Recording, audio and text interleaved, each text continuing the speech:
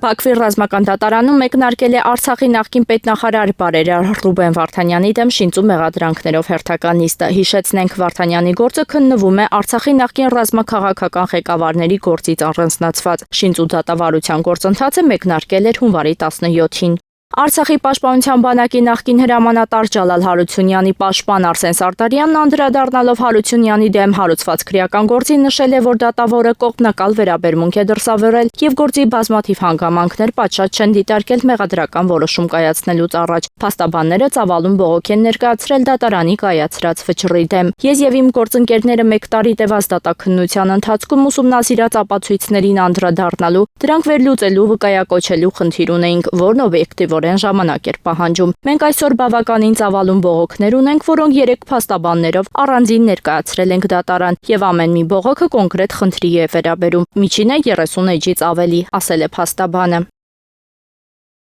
Եթե մենք անվտանգություն ասելիս հասկանում ենք բանակ, նշանակում է, որ մենք անվտանգություն չունենք։ Այս մասին ազգային ժողովում հայտարարել է վարչապետ Նիկոլ Փաշինյանը։ Դա էլ է կրթության հարց, քանի դեռ անվտանգություն ասելիս անընդհատ ասում ենք բանակ, դա մի բանի վկայություն է, որ մենք չգիտենք, թե ինչ է անվտանգությունը։ Անվտանգությունը բոլորովին ուրիշ բան է, որը ներառում է բանակ, բայց որը միայն բանակը չէ, ասել է նա։ Փաշինյանի խոսքով բանակում մեծ ծավալով բարեփոխումներ են տեղի ունենում։ Բոլոր այն դեպքերը, որ փորձ է արվում ներկայացնել, որ Հայաստանը բանակը զարգացնում է, սպառազինում է, որ հարձակվի այս կամ այն ուղղությամբ, ես պաշտոնապես ասել եւ ասում եմ, որ Հայաստանի բանակը ՀՀ ինքնիշխան տարածքից դուրս խնդիր չունի ու չի ունենալու։ Նույնիսկ Հայաստանի ավելի քան 200 քառակուսի կիլոմետր օկուպացված ինքնիշխան տարածքների մասով բանակի առաջ խնդիր չի դրվելու, որովհետև սահմանազատման հանձնաժողովների կանոնակարգը մեխանիզմներ ստեղծել է, որ այդ հարցերը խաղաղ ճանապարհով լուծվեն, ասել է նա։ Ըստ Փաշինյանի բանակը պետության ատրիբուտ է, մենք պետություն ենք ու պետք է ունենանք պաշտպանունակ բանակ։